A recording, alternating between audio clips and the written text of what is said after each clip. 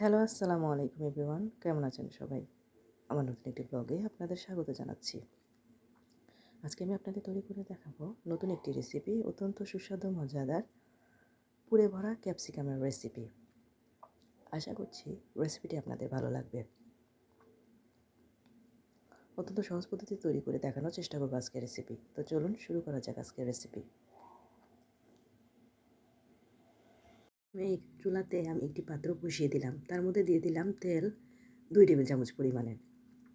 দিয়ে দিলাম রসুন কুচি 1 টেবিল চামচ পরিমাণে, পেঁয়াজ কুচি 1/2 কাপ পরিমাণে, দিয়ে দিলাম আদা বাটা 1 টেবিল চামচ পরিমাণে, মরিচের গুঁড়া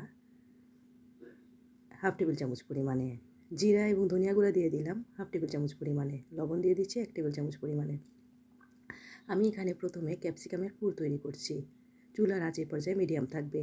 মশলাগুলোকে ভালোভাবে কষিয়ে নিয়ে এই পর্যায়ে আমি দিয়ে দিচ্ছি আগে থেকে কেটে ধুয়ে রাখা চিকেনগুলো।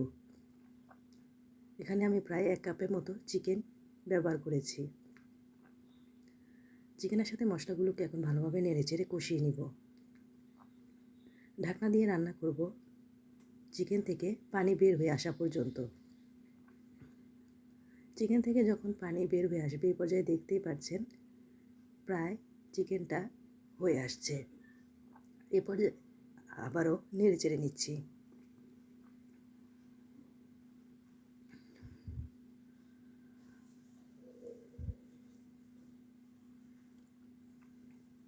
চিকেনটা প্রায় হয়ে আসছে, যেহেতু চিকেন হতে বেশি সময় লাগে না। এখন আমি অন্যান্য সবজি চিকেনের সাথে অ্যাড করছি।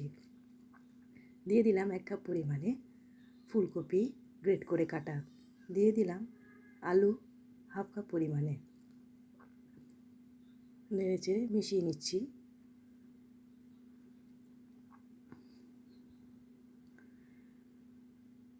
মোটামুটি শক্ত যে সবজিগুলো এগুলো আগে দেওয়ার চেষ্টা করবেন।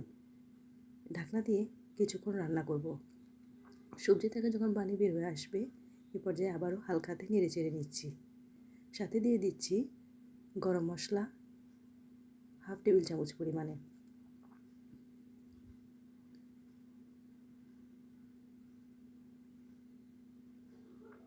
ভালোভাবে নেড়েচেড়ে মিশিয়ে নিয়েছি। এখন দিয়ে দিব বাঁধাকপি কুচি 1/2 কাপ পরিমাণে। সবগুলো উপকরণকে এখন আমি চুলাতে ভালোভাবে ভেজে নিচ্ছি। সাথে দিয়ে দিচ্ছি পেঁয়াজ কলি 1/2 কাপ পরিমাণে, দিয়ে দিলাম কাঁচামরিচ কুচি 1 টেবিল চামচ পরিমাণে, পানি দিয়ে দিলাম এখানে 1/2 কাপ পরিমাণে। সবগুলো উপকরণকে আমি আবারও ঢাকনা দিয়ে রান্না করব 5 মিনিটের মতো। 5 মিনিট পর ধনিয়া পাতা ছড়িয়ে দিয়ে পানি শুকিয়ে মিশে আসলে চুলা থেকে নামিয়ে নিয়েছি। যেহেতু আজকে আমি ক্যাপসিকামের পুর তৈরি করব, তাই এখানে আমি নিয়ে নিলাম 4-5টি ক্যাপসিকাম। এগুলোকে ভালোভাবে ধুয়ে পরিষ্কার করে নিয়েছি। এখন এগুলোকে আমি মাঝ বরাবর কেটে নিচ্ছি। ভিতরের অংশগুলো ছুরি দিয়ে কেটে ফেলে দেব। ভিতরের অংশটা ভালোভাবে পরিষ্কার করে নিচ্ছি, যেন এর মধ্যে পুর দিতে আমার সুবিধা হয়।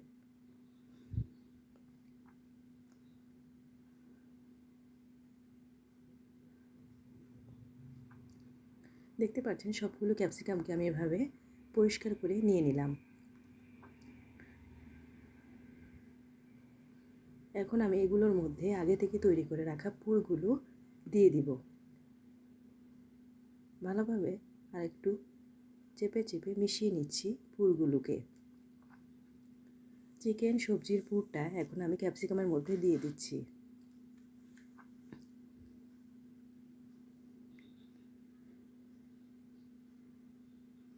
একটি চামচের সাহায্যে আমি পুরগুলো আস্তে আস্তে দিয়ে ক্যাপসিকামের ভিতরটা ভরে দিচ্ছি। আপনারা দেখতেই পাচ্ছেন আমি কাজটা কীভাবে করছি। পুর ভরা হয়ে গেলে এখন এগুলোকে আমি চুলাতে নেব। তার আগে এখানে আমি 2টি ডিম ভেঙে ফেটিয়ে নিয়েছি। এখন আমি চুলাতে একটি ফ্রাই প্যান বসিয়ে দিব।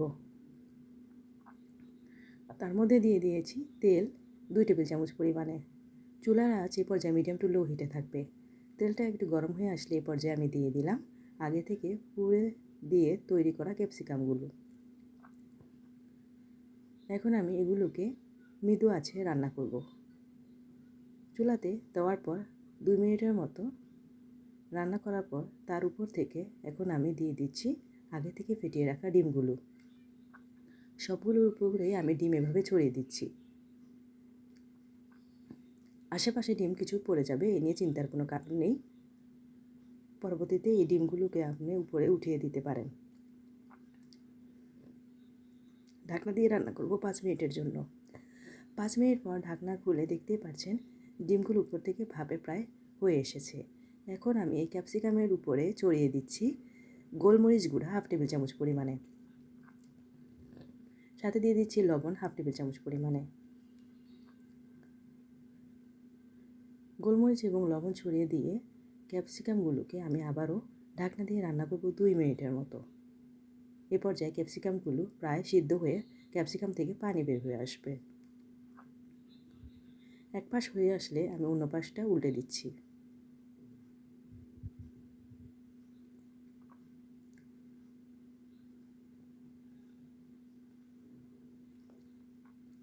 সবগুলো ক্যাপসিকামকে আমি এভাবে অন্য পাশটা উল্টে দিচ্ছি যেন 2 পাশ ভালোভাবে হয়ে যায়।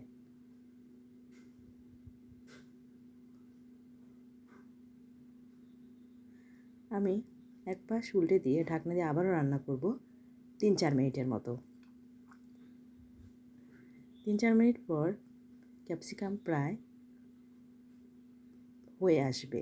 দেখতেই পাচ্ছেন কতটা সুন্দর এবং দেখতে আকর্ষণীয় হয়েছে। 2-3 মিনিট পর আমি ঢাকনা খুলে চেক করে চুলা থেকে নামিয়ে নিচ্ছি। ব্যাস তৈরি হয়ে গেল আমার সহজ পদ্ধতিতে তৈরি পুড়ে ভরা ক্যাপসিকামের রেসিপি। আশা করছি আপনাদের কাছে রেসিপিটি ভালো লেগেছে এবং অত্যন্ত সহজ পদ্ধতিতে ঘরোয়া উপকরণ দিয়ে তৈরি করে খেয়ে নিতে পারেন ঝটপট এই ক্যাপসিকামের রেসিপিটি। সকল বয়সের মানুষের জন্য এটি একটি আদর্শ রেসিপি। অবশ্যই বাসা তৈরি করে খাবেন, ভালো লাগবে, আমি গ্যারান্টি দিয়ে বলতে পারি। আমি আপনাদের দেখিয়ে দিচ্ছি একটি কেটে কতটা সফট, জুসি এবং সুন্দর হয়েছে। খেতেও কিন্তু দারুণ হয়েছে। তো কেমন লাগলো আমার আজকের রেসিপি? আমার রেসিপিটি ভালো লাগলে আমার চ্যানেলটিকে সাবস্ক্রাইব করবেন, লাইক, কমেন্ট, শেয়ার দিতে ভুলবেন না।